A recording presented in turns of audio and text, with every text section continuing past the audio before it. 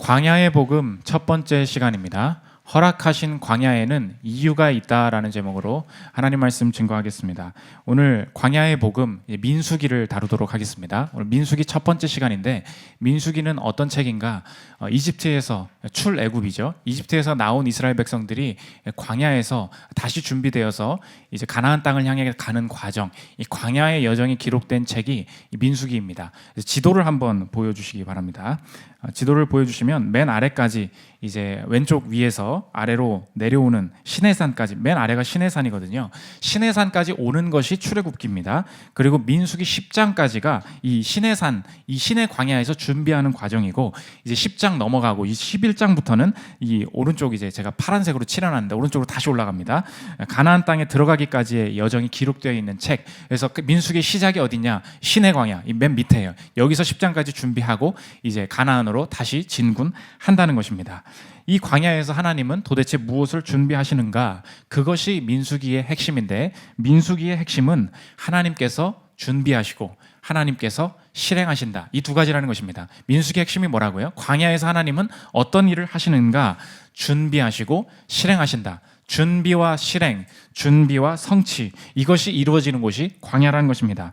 그래서 오늘 성도들, 우리 광야와 같은 삶을 지나고 있다면 광야에서 하나님이 준비하시는 것이 무엇인지 깨달아야 광야에서 철저하게 준비되고 다시 진격할 수 있다는 것입니다. 특별히 오늘 첫 본문은 광야와 같이 이 처참하고 메마름과 같은 우리의 삶 속에서 우리의 지금 현실이 열악함에도 불구하고 오늘을 살아갈 이유가 있는가, 그 이유가 무엇인지를 보여주고 있습니다.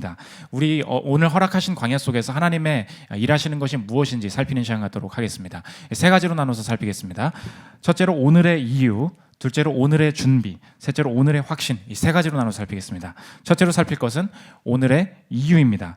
본문의 시작은 하나님의 한 가지 명령으로부터 시작하는데, 그것이 인구조사입니다. 지금 너희들 이제 다시 출발해야 되는데 시내 광야에 왔지 않냐? 오늘 몇 명인지 다시 한번 세봐라 말씀하십니다. 1절과 2절 보십시오. 이스라엘 자손이 애굽 땅에서 나온 후 둘째 해 둘째 달 첫째 날에 여호와께서 시내 광야 회막에서 모세에게 말씀하여 이르시되, 너희는 이스라엘 자손의 모든 회 중 각 남자의 수를 그들의 종족과 조상의 가문에 따라 그 명수대로 계수할지니. 민수기는 신앙인들의 영적인 분수령이 되는 부분입니다. 왜 그런가? 출애굽기 성경 읽기를 시작하고 창세기 출애굽기 잘 지났습니다. 근데 민수기 들어가자마자 광야의 스펙타클함이 나올 줄 알고 이제 민수기 들어갔는데, 각종 오늘 혀가 꼬이지 않습니까? 숫자와 지파가 등장하면서 여기서부터 성경 읽기를 멈추시는 분들이 참 많이 있다는 것입니다. 강도사님, 제가 수능 수학 이후로 수학을 펴본 적이 없는데 굳이 내가 이 숫자와 이 언어들을 읽어내야 합니까? 오늘 분명히 한글이었어요. 그렇죠? 영어가 아니라고요. 히브리어도 아니고 한글이었는데 이상하다는 것입니다. 그럼에도 불구하고 이 민수기 1장은 왜 중요한가? 첫 번째부터 왜 중요한가? 광야를 해석하는 방법을 보여주고 있기 때문에 그렇습니다. 광야와 같은 내 삶을 성경은 어떻게 해석하는가? 이렇게 광야와 같이 막막한 상황에서도 하나님은 자신의 뜻에 따라 우리를 준비시키고 계시다는 것, 이게 1장의 핵심이라는 것입니다. 오늘 모든 인구조사가 끝난 1장의 마지막 45절, 46절을 한번 읽어보십시오. 이같이 이스라엘 자손이 그 조상의 가문을 따라 20세 이상으로 싸움에 나갈 만한 이스라엘 자손이 다 계수되었으니 계수된 자의 총계는 60만 3,550명이었더라. 헷갈리지 마시고, 60만 3,550명, 603550, 이 숫자가 되었다. 이게 도대체 무슨 의미냐는 거예요. 이것이 메시지라는 것입니다. 이것을 처음 숫자와 비교해 보면 된다는 거예요. 구약 성경 공부를 하신 분들은 다 알겠지만, 지금 이스라엘 백성들은 처음부터 광야에 살았던 것이 아닙니다. 이 이스라엘 백성들이 어디를 탈출해서 광야로 온 것입니까? 이집트를 탈출해서 왔죠. 애굽을 탈출해서 왔습니다. 그러니까 이집트 아웃인 사람이었던 거예요. 그러면 그들은 처음부터 이집트에 살았습니까? 그렇지 않아요. 이집트 아웃이 있었고 이집트 인도 있었습니다. 그렇죠? 이집트 인을 하고 이집트 아웃을 해서 나오니까 60만 3,550명이 되었다는 거예요. 그걸 보라는 것입니다. 이집트 아웃을 해서 보니까 60만 3,550명인데, 그러면 이집트 인을 했을 때 몇 명이었냐? 그게 성경에 기록되어 있다는 거예요. 창세기 46장 27절을 보십시오. 애굽에서 요셉이 낳은 아들은 2명이니 야곱의 집 사람으로 애굽에 이른 자가 모두 70명이었더라. 야곱의 아들들 자손들이 흉년이 들어서 이집트로 들어갈 때 야곱의 식구가 모두 70명이었는데 이집트인을 했을 때 70명인데 이집트 아웃을 했을 때 60만 3,550명이라는 거예요. 계산을 해보면 8,600배의 성장이 일어났다는 것입니다. 메시지가 뭐예요? 숫자를 비교해보면 메시지가 드러난다는 것입니다. 아, 하나님은 우리를 커지게 하시는구나. 아, 하나님은 우리의 숫자가 많아지게 하시는구나. 그게 아니라는 거예요. 도대체 뭐가 메시지입니까? 이 숫자 두 개가 무엇이 메시지입니까? 하나님은 아브라함 때부터 있었던 큰 민족이 되겠다, 너희에게 땅을 주겠다라는 그 약속을 광야에서 여전히 준비하고 계셨다는 것입니다. 약속이 창세기 15장 5절에 주어집니다. 그를 이끌고 밖으로 나가 이르시되 하늘을 우러러 뭇별을 셀 수 있나 보라. 또 그에게 이르시되 내 자손이 이와 같으리라. 지나가면서 하신 말씀이 아니었어요.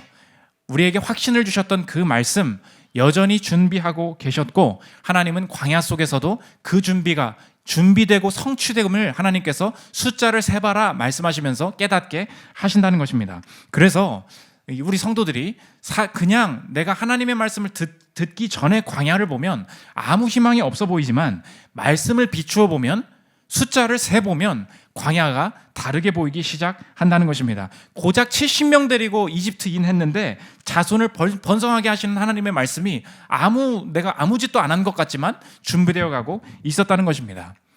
이 시대의 문화의 목소리가 우리를 사로잡고 있는 것이, 우리의 삶을 공허하게 만드는 그 느낌이 무엇이냐? 왜 그러냐? 우리가 우리의 인생의 광야와 같은 상황 속에서는 계획이나 목적 그런 건 없어. 준비되어 가고 있는 건 없어. 내 삶은 지금 하강하고 있는 거야. 뭔가를 잃어가고 있는 거야. 자꾸 이렇게 손실 중심으로 생각하게 만든다는 것입니다. 내가 왜 가난해졌습니까? 모르겠어요. 아무튼 이건 손해예요. 내가 왜 나쁜 상사를 만났습니까? 모르겠어요. 나는 그냥 지금 불행한 거예요. 다 우연이지. 계획, 목적, 인도하심 이런 거 없어. 자유롭게 살아. 이렇게 그냥 살아갑니다. 그러면 이제 하나님 저한테도 신경 쓰지 마세요. 이 광야가 너무 힘듭니다. 이렇게 해서 살면 자유롭게 살 것 같다고 생각을 합니다. 그런데 이 문화에서 사람들이 이제 자유롭게 하나님을 떠났으니까 자유롭게 살 수 있을 것 같지만, 어디에 또 사람들의 그 삶의 목적이 수렴되기 시작하느냐? 주변 사람들 한번 만나보십시오. 내 인생의 삶을 한번 돌아보십시오. 이 시대에 자유롭게 사는 사람들이 한 가지로 추구하는 문화가 있는데, 그것을 캐나다 철학자인 찰스 테일러라는 사람이 자아의 원천들, The Source of the Self, 그 1000페이지 넘는 책이 있어요. 이 시대 사람들이 도대체 왜 이렇게 사느냐? 이 시대에 하나님의 계획, 인도하심이 없다라는 것을 인정하고부터, 버리고 나서부터 사람들에게 공통적으로 나타난 특징이 무엇인가? 고통만 피하게 해줘. 고통 회피가 모든 사람들의 삶의 비전이 되었다는 것입니다. 이분의 이야기를 한번 들어보십시오. 우리는 더 이상 인간을 더 큰 우주적 질서나 신성한 역사에서 일정한 역할을 하는 존재로 보지 않는다. 그런 거 없다는 거예요. 그 다음에 자유롭게 살 것 같은데 사람들은 다 똑같이 산다는 거예요. 어떻게 사는가? 고통을 최소한으로 줄여야 한다는 관념은 오늘날 우리에게 존중이 의미하는 바에 필수적인 요소이다. 삶의 모든 디자인을 어떻게 하느냐? 갈등은 싫어요. 훈련도 싫어요. 짜증나는 건 싫어요. 불편한 건 싫어요. 그래야 제 삶이 평안할 것 같습니다. 그래서 고통을 줄이려고 할 때 제일 싫은 게 뭐예요? 광야 생활이에요. 하나님이 뭘 주시는, 자꾸 교회 오면 하나님이 광야를 허락하실 때가 있습니다. 이렇게 말을 하는데, 이 시대 문화의 사람들이 제일 듣기 싫어하는 게 뭐예요? 그 광야를 나한테 왜 주냐고요? 주지 마시라고요. 이 우리의 반발심이 있다는 것입니다. 이 반발심이 왜 드느냐? 우리의 삶에는 그런 광야 속에서의 목적이나 계획 같은 건 없습니다. 이 존재에 나도 모르게, 그 전제에 나도 모르게 빠져 있기 때문에 우리를 우리가 하나님의 인도하심을 받아들이지 못하게 만든다는 것입니다. 그래서 우리의 삶을 유혹하는 게 이거예요. 하나님, 덜 힘들게 해주세요. 우리가 이렇게 기도한다는 거예요. 하나님, 이 고통만 피하게 해주세요. 그러면 감사할게요. 그래서 성도분들 아시죠? 한번 살아보십시오. 덜 힘들면 행복해질 것이다. 이 시대의 목소리거든요. 살아보십시오. 분명히 작년보다 덜 힘들어진 부분이 있습니다. 작년보다 분명히 더 많이 버는 부분이 있습니다. 분명히 취업을 향해서 발버둥 치던 결혼을 향해서 발버둥 치던 어떤 그 한 치 앞도 볼 수 없는 상황보다는, 그 가난보다는 분명히 나아진 면이 있습니다. 덜 고통스럽게 되었습니다. 나아졌냐는 거예요. 절대 그렇지 않다는 것입니다.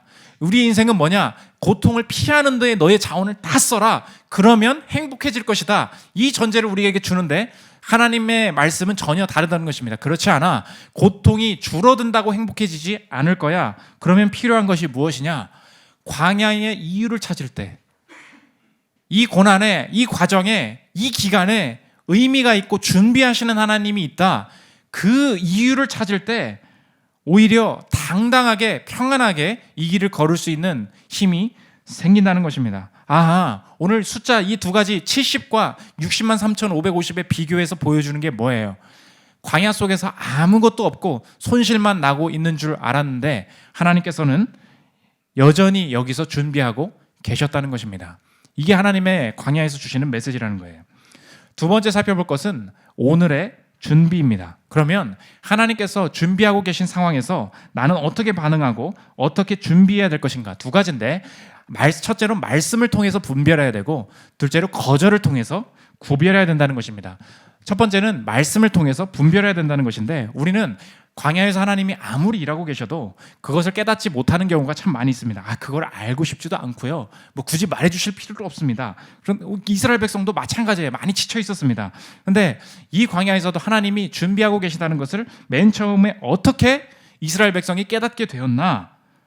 하나님이 숫자를 세보라고 말씀하셨기 때문에 그 다음에 깨닫게 되었다는 거예요. 이스라엘이 똑똑한 게 아니었습니다. 1절 2절 다시 보십시오.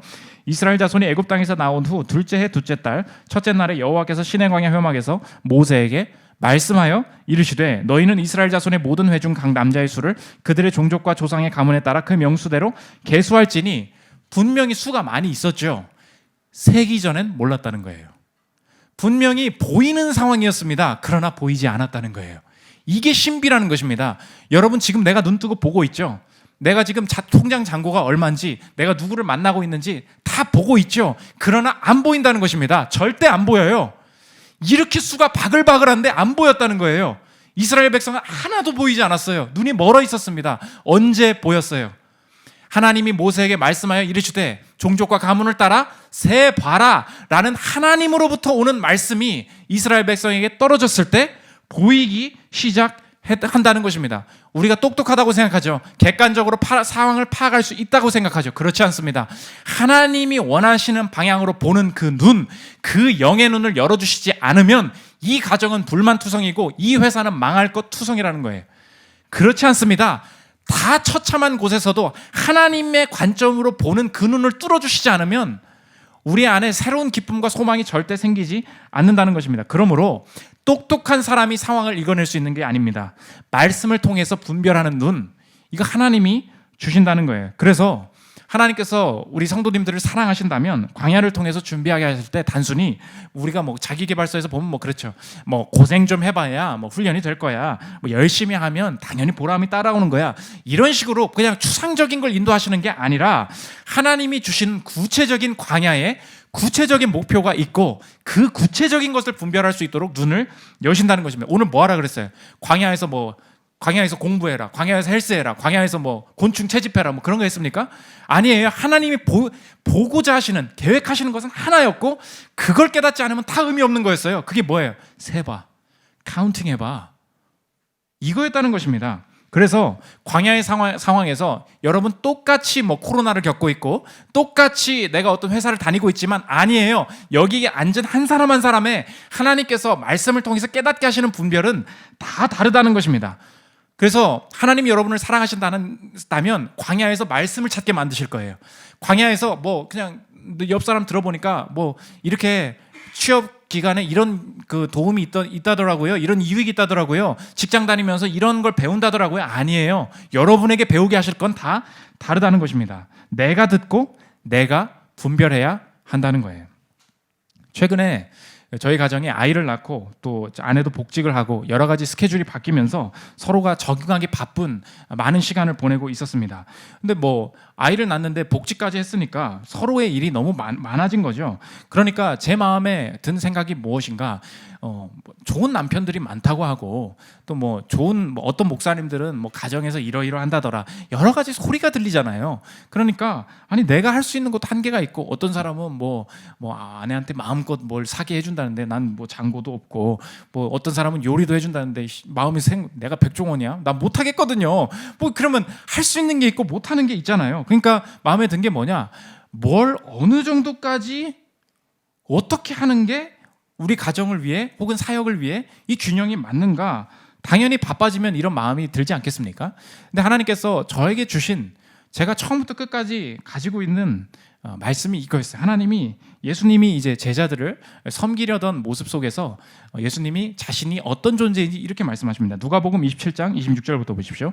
너희는 그렇지 않을지니 너희 중에 큰 자는 젊은 자와 같고 다스리는 자는 섬기는 자와 같을지니라. 앉아서 먹는 자가 크냐 섬기는 자가 크냐? 앉아서 먹는 자가 아니냐? 그러나 나는 섬기는 자로 너희 중에 있느냐. 예전에 이제 그 테이블이 벌어지고 식사를 하면 상전 윗사람들은 다 앉아 있었고 이들을 섬기는 자는 서 있었다는 것입니다. 그런데 지금 예수님이 물어보시죠. 서 있는 자가 크니 앉아 있는 자가 크니? 앉아 있는 자가 높은 사람인 거 너희도 알지. 그런데 나는 너희 중에 섬기는 자로 있노라. 예수님은 지금 앉아 계셨습니까? 서 계셨습니까?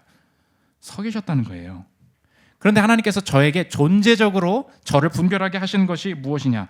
어디까지 해야 좋은 목사고, 어디까지 신방해야 좋은 목사고, 어디까지 해줘야 좋은 남편이냐? 그런 리스트가 존재하는 게 아니라는 것입니다. 이 가정에 너의 존재가 섬기는 자로 존재하고 있느냐? 너의 자녀가, 너의 아내가, 너의 이 그 가문이 너가 존재함으로 인해서 너를 통해서 섬김받고 있다는 생각이 드느냐? 이 하나에 모든 것이 분별되기 시작하는 거예요. 내 안에 섬김을 받고자 하는 마음이 있었구나. 이것은 내 섬김을 내 방식대로 해석한 것이구나. 이게 분별되기 시작한다는 것입니다. 자녀 교육하시는 분들 계십니까? 자녀에게도 마찬가지예요. 그 자녀에게 내가 이 정체성을 가르칠 때 너는 이 가정에서 기여할 수 있는 게 있는 존재야. 너는 부모에게 기쁨이 되는 존재야. 네가 어떤 행동을 함을 통하여서 우리의 가정은 더욱더 풍성해질 수 있어. 이 존재론적인 분별을 할 수 있도록 만들어줘야 된다는 것입니다. 우리가 이거 잃어버리면 어디까지, 숙제했으니까 아빠가 기뻐하시네, 했으니까 이걸 하면 되는 거야? 이것만 하면 되는 거야?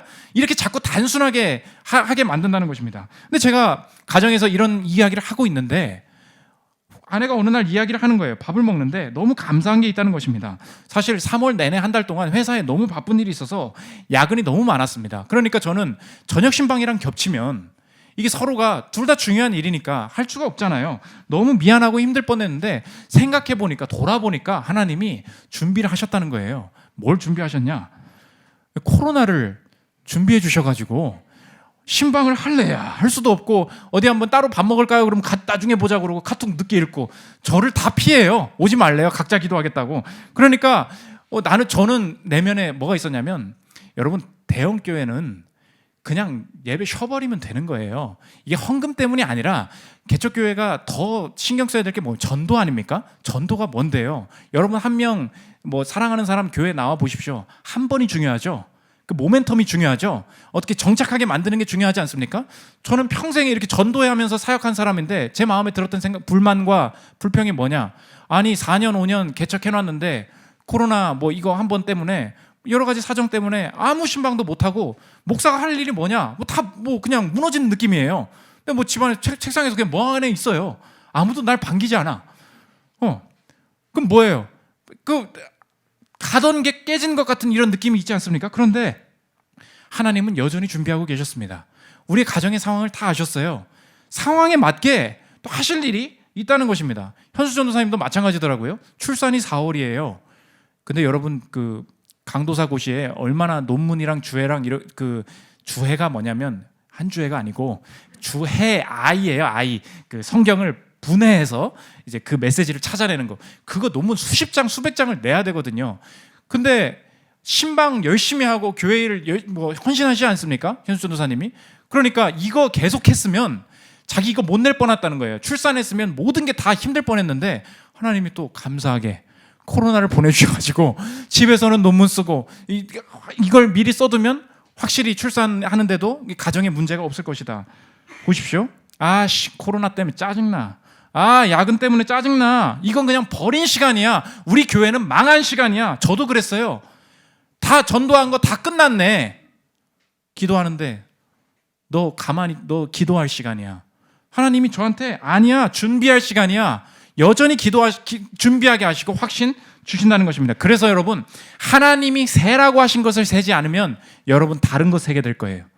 보세요. 우리가 셀 건 불평밖에 없어요. 불만 있는 것밖에 없어요. 돈을 세고요, 숫자를 세고요, 나이를 세고요, 내 아파트 평수를 세고요, 내 버린 시간을 세고요.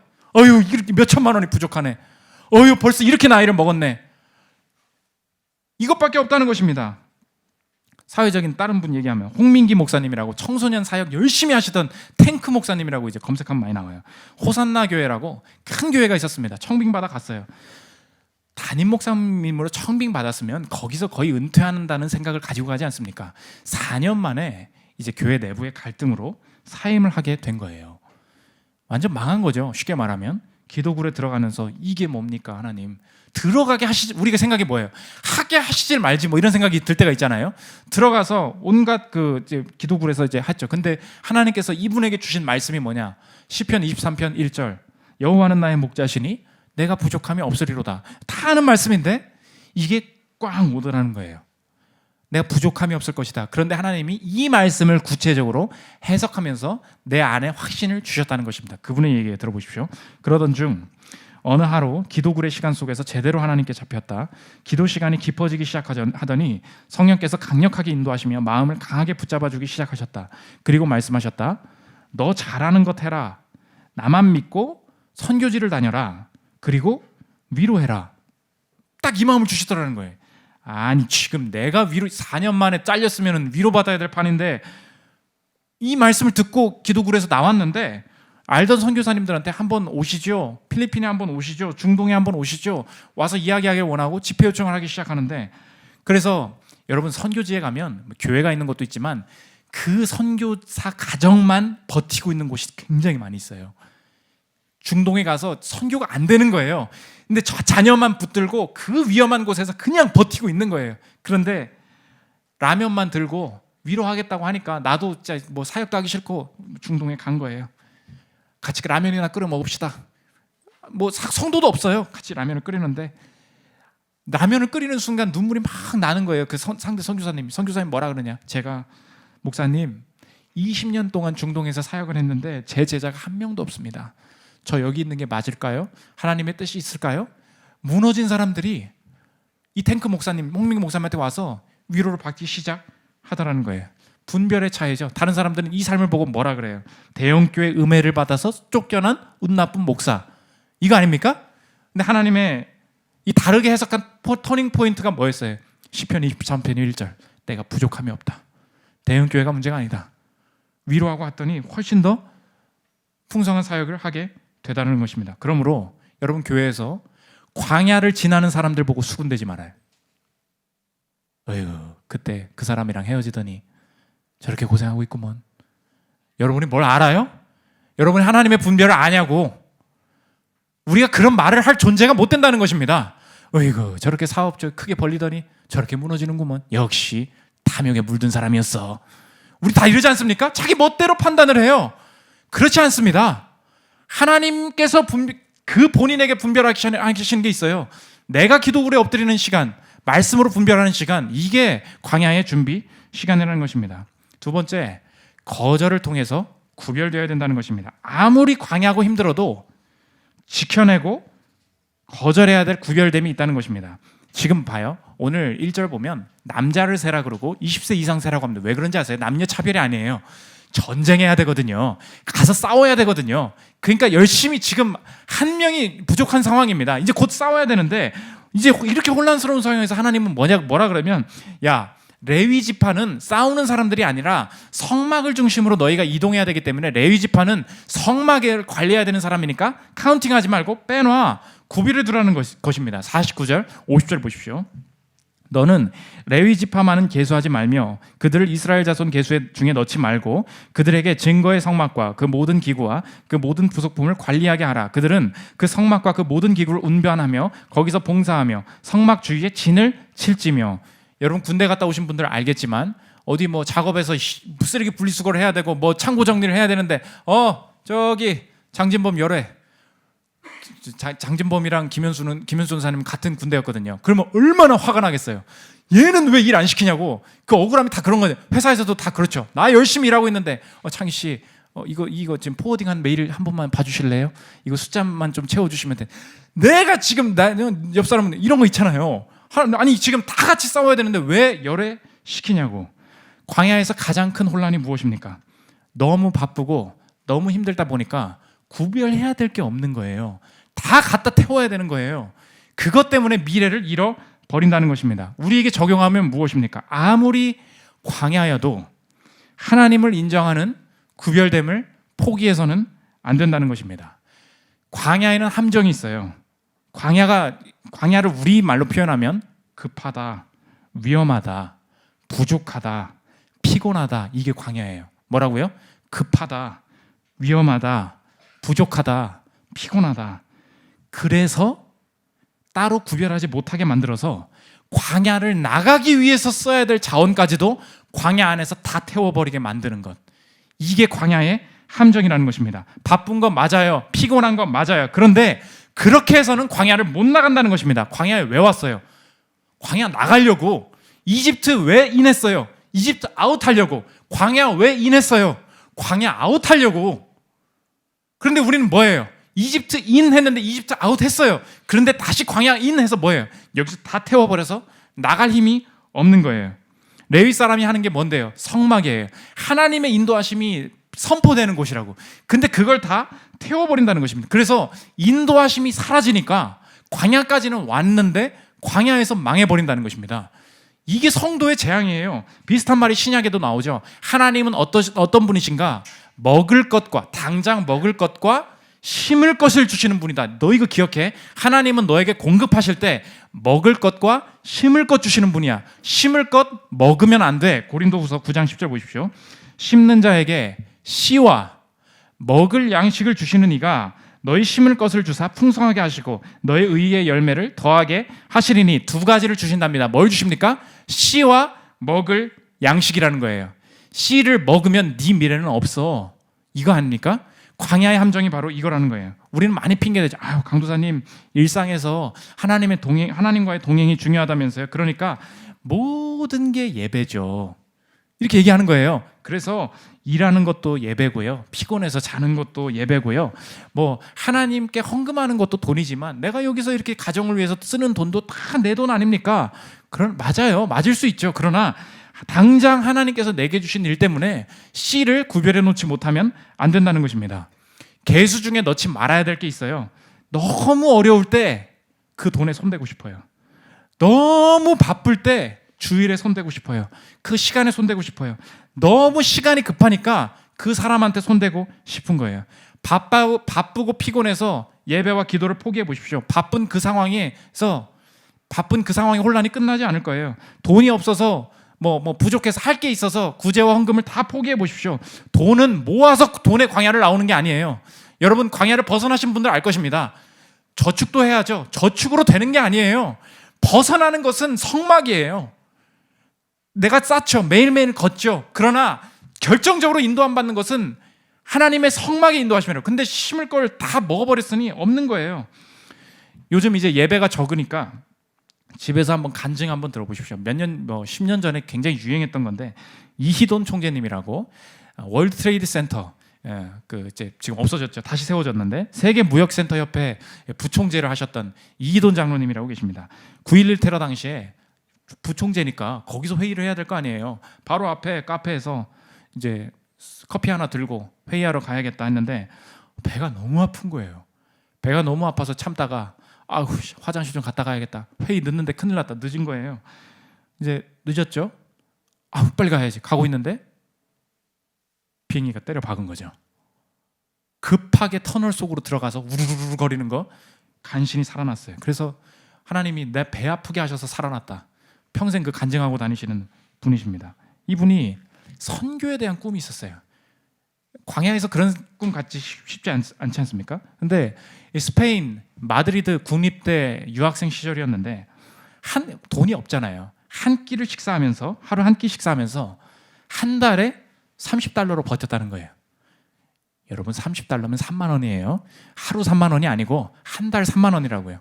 그걸 너무 힘들어서 코피가 너무 많이 나가지고 청바지가 당신 그 일용직 노동자입니까? 이 의문을 받을 정도로 너무 힘들게 했다는. 그러면 나머지 돈은 뭐 했는데요? 80% 90%를 선교사 후원금으로 다 썼다는 것입니다. 그러니까 11조를 한 게 아니라 10의 8조, 10의 9조를 한 거죠. 그래서 겉으로는 그랬대요.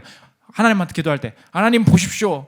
10의 8조를 하는 사람 보셨습니까? 저한테 복을 주십시오. 근데 이제 속으로는 이 생각은 어차피 없는 돈, 어차피 없는 거 뭐 열심히 뭐 한번 이렇게는 한번 해봐야겠다 이렇게 한 거죠. 그런데 그분의 고백 그거예요. 물질로 영적인 세계를 섬겼더니 하나님께서 온 세계를 내게 주셨다. 이 선교에 대한 꿈 이루게 하셨다는 거예요. 최연소로 월드트레이드 센터에 이사가 됩니다. 하나님의 방식은, 광야를 나가는 방식은 내가 공부해서 학력을 인정받아서 가는 게 아니라는 거예요. 선교에 대한 꿈, 전 세계에 하나님의 일을 하고 싶은 꿈, 이 꿈으로 움직인다는 것입니다. 옥스퍼드로 공부하러 갔어요. 왜 옥스퍼드를 가고 싶었냐? 그것도 꿈이었어요. 이 대학 선교의 중심이 옥스퍼드, 캠브리지 다 어디서 시작됐냐? 선교하고 싶은 마음, 대학생 젊은이들의 열정에서 그게 생겼다는 거예요. 캠퍼스를 돌고 있는데 돈이 있어요. 뭐 백이 있어요. 비 오는 날 추적 캠퍼스를 이제 그냥 돌아야겠다. 근데 저 창문 뒤에서 어떤 할아버지가 안쓰럽게 쳐다보고 있는 거예요. 저 학생은 누군가. 근데 학장 비서였어요. 하도 비 맞으면서 돌아다니니까 자네 한번 들어와 보게. 컴인 했겠죠. 들어와 보게. 옥스퍼드 뭐 하고 싶냐? 옥스퍼드에서 공부하고 싶습니다. 학장을 만나게 해준 거예요. 학장이 대답합니다. 등록금 여기 되게 비싼데 알아? 익스펜시브 했겠죠. 그리고 네 실력은 되냐? 내가 네 실력을 어떻게 아냐? 부족하면 배우겠습니다. 그걸로는 안 돼. 돈은 있냐 그러면? 돈도 이 학교에서 장학금을 주시면 되지 않을까요? 이렇게 당차게 얘기한 거예요. 내가 널 뭘 믿고 돈을 주냐? 근데 당찬 모습에 감동한 학장이 뭐라 그랬냐? 내일까지 하루 줄게. 내일까지 잘 곳 구해오면 내가 공부하게 해줄게. 잘 곳이 어디 있어요? 너무 배고팠는데 다리를 걸어가는데 앞에서 중국어가 한 명 와요. 중국인 청년이 한 명 오는데 자기한테 이 카드를 보여주더라는 거예요. 한문으로 예수 천당 써 있었던 거예요. 중국 이제 한문 조금 아니까 물어본 거예요. Jesus Paradise? 물어본 거예요. Jesus Paradise. 물어봤죠. 이 중국인이 너무 놀래가지고 짝짝짝짝 뭐 한 거예요. 너 중국어 읽을 줄 아냐고? 중국어 읽을 줄 아냐고? 한국어 할 줄 아냐고? 왜 이렇게 놀래냐? 내가 중국인으로서 여기는 유학생들 많지 않냐? 중국인들 전공하고 싶은데 중국어를 읽을 수 있는 사람을 찾고 있었다는 거예요. 나 근데 요거밖에 못 읽는다. 예수천당밖에. 상관없대요. 그 정도면 충분하대요. 나 중국인 아니어도 상관없대. 그래서 제안한 게 뭐냐? 우리 선교센터에 숙식해 줄게. 내 중국인 전도 좀 도와줘. 그래서 숙식이 해결된 거예요. 갔더니 입학. 근데 입학한 이후에 이분이 옥스퍼드의 종신직 교수가 됐어요. 끝까지. 여러분 보십시오. 내 실력으로 종신직 교수를 어떻게 해요? 생각해 보라고. 내 실력으로 어떻게 하냐고요. 근데 하나님께서 주신 건 다른 거였어요. 분별은 다른 거였어요. 뭐에 대한 꿈이었어요? 선교에 대한 꿈이었어요. 이걸 놓지 않게 하셨다고. 다른 거는 다 버려도 구별된 거 이건 포기하지 마. 하셨던 그것 때문에 다른 거를 다 덤으로 주시더라는 것입니다. 여러분, 구별된 기도, 구별된 헌금, 구별된 전도, 구별된 교회 생각, 이게 나를 지킨다는 거죠. 많은 사람들이 욕하는 게 뭐냐? 그런 얘기는 기복 신앙이라고. 그럼 강사님 결국 하고 싶은 게 그거네요. 헌금하면 복 받아. 예배 빠지지 않으면 하나님께서 복을 주실 거야. 취업하고 싶습니까? 기도해 보십시오. 이따위에 기복 신앙이 어디냐고. 하나님이 그런 분이냐고. 아니죠. 그러나 하나님께서 여러분에게 복을 주시기를 원할 때 먼저 주시는 마음이 뭐냐? 하나님의 것을 사모하는 마음, 이걸 주실 거예요. 헌금해봐 이렇게 명령하시는 게 아니에요. 하나님을 사랑하는 마음, 하나님을 기뻐하는 마음을 주신다고요. 그래서 헌금이 되는 거고, 그래서 교회가 사랑스러워지는 거예요. 기복신앙은 복을 비는 조건적인 방식은 잘못된 거죠. 그러나 복의 근원 강림하사 이때까지 왔으니 복의 근원이 누군데요? 하나님이 복을 주신다는 사실까지 없애버리는 거예요. 그게 무슨 사기예요? 제가 신앙에 양심을 걸고 우리 교회 성도들은 그렇게 양육할 수가 없습니다. 복을 받는 길이 있어요. 하나님이 여러분을 살리시는 길이 있다고. 난 여러분을 사지로 몰고 가지 않을 거예요. 대충 신앙생활해도 뭐 얼마든지 기뻐하며 살 수 있다고 말하지 않을 것입니다. 많은 길이에요. 하나님이 여러분을 살리시는 방법이 뭔지 아십니까? 레위 지파는 세지 말라. 아이고 힘들지? 교회에서 위로받고 가. 다 갖다 태워라. 다 갖다 저축해라. 아니에요. 여러분 그렇게 해서 절대 광야 못 벗어나요. 한 치 앞도 보이지 않는 광야가 어떻게 벗어나는지 아십니까? 성막을 구별함으로. 그러므로 여러분의 헌금 생활, 여러분의 주일 성수, 여러분의 구별된 기도 생활은 여러분의 승진과 사업과 진로와 아주 밀접하게 연결돼 있을 거예요. 욕할 사람 하라 그래요. 이건 기복신앙이 아니에요. 하나님의 세계이기 때문에 여러분 일상을 살아간다면서요. 일상을 어떻게 사는지 아십니까? 이제 삶의 예배만 다 중요한 거예요. 교회 나오는 것도 별로 중요한 거 아니고 그냥 삶에서 기도하면서 열심히 살면 누가 그래요? 아닙니다. 여러분의 주일 성수, 헌금, 구제하는 것, 교회에서 성도를 섬기는 것, 이 모든 게 내 사업과 직장과 승진과 내 모든 것과 연결될 거예요. 누가 구별하래요? 레위 지파를 구별하는 이 하나로 너는 광야를 벗어나게 될 것이다. 이건 무서운 얘기 아닙니까? 저도 지금 그래요. 전 지금 마음속에 뭐가 이렇게 사람들이 안 오고 여러 가지 상황들이 어려운데 제가 그래서 이번 주에는 새벽 4시에도 나오고 기도하고 하면서 열심히 하나님의 뜻을 행하기를 원합니다. 근데 자꾸 막 그런 게 있어요. 글로벌리 지금 우리 지금 국내지 다 한국인이지 누가 해요. 근데 마음속에 드는 세계를 향해서 글로벌리. 여러분 꿈에 동참하십시오. 이 교회를 통해서 열방의 복음이 전해질 것입니다. 같이 선교 가자고요. 같이 그 월드 트레이드 센터도 가자고요. 미국 집회도 하고 가끔 또 딴짓도 하고 맛있는 것도 먹고 동남아에도 가고 중동에도 가고 해야 될 거 아닙니까? 여러분 꿈을 꿔야 돼요. 이럴 때일수록 글로벌리 기도하고 그 장막, 그 성막, 그 인도하심으로 광야 벗어나게 된다는 것입니다. 마지막 세 번째, 오늘의 확신입니다. 오늘 성경은 광야의 스케일을 마지막으로 또 키우고 있는데 오늘 우리가 이 본문을 보면서 단순히 우리의 문제에 광야를 적용시키고 있었습니다. 내 광야는 무엇인가 생각을 해보면 내 광야는 가정이야, 내 광야는 학교야, 내 광야는 진로야, 이렇게 여자친구야, 이렇게 생각을 했었죠.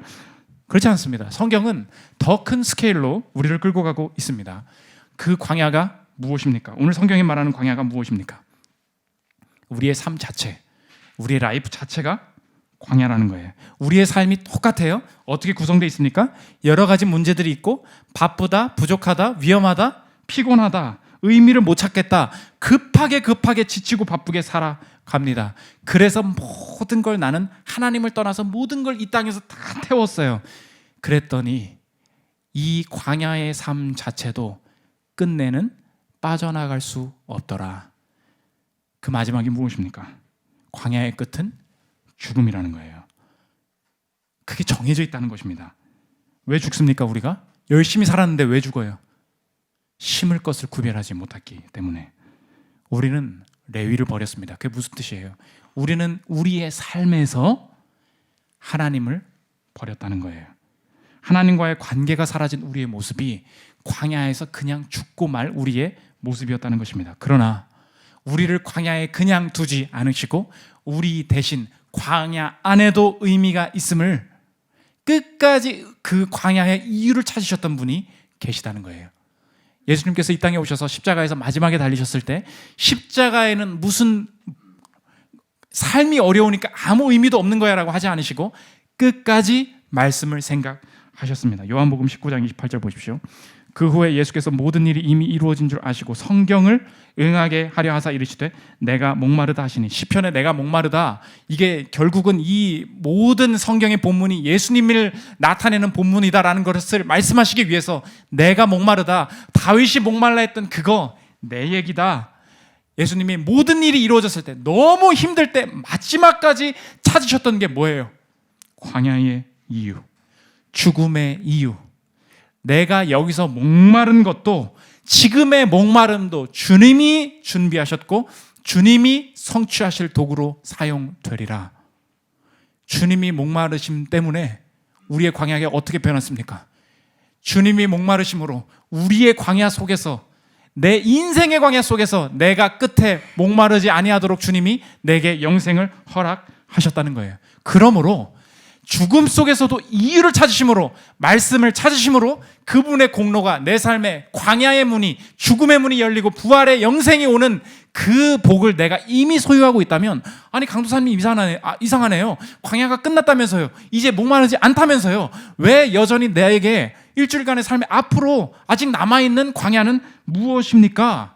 나머지 삶도 마찬가지라는 거예요. 하나님 앞에서 내가 구원을 얻고 영생을 소유한 자임에도 불구하고 광야길을 걷는 이유는 내가 이제 단순히 죄를 지어서 벌을 받고 죄를 지어서 가문의 저주 때문에 심판을 받는 것이 아니라, 주님이 이 광야의 십자가의 길을 걸으신 것과 마찬가지로 내 삶의 광야 길에서도 나를 단련하시고 나를 준비하시고 이곳에서 성취하실 분명한 이유가 있음을 확신하리라. 주님 분별하기를 원합니다. 주님 구별되기를 원합니다. 이 확신에 찬 고백이 나올 수 있다는 것입니다. 광야의 복음 처음 시작하는데 이 광야 속에서 이유를 찾고 하나님 앞에 구별됨을 유지함으로 많은 성취, 하나님의 준비를 경험하는 저와 여러분들 되시기를 기도합니다. 나의 가는 길 찬양하고 기도하는 시간 갖도록 하겠습니다.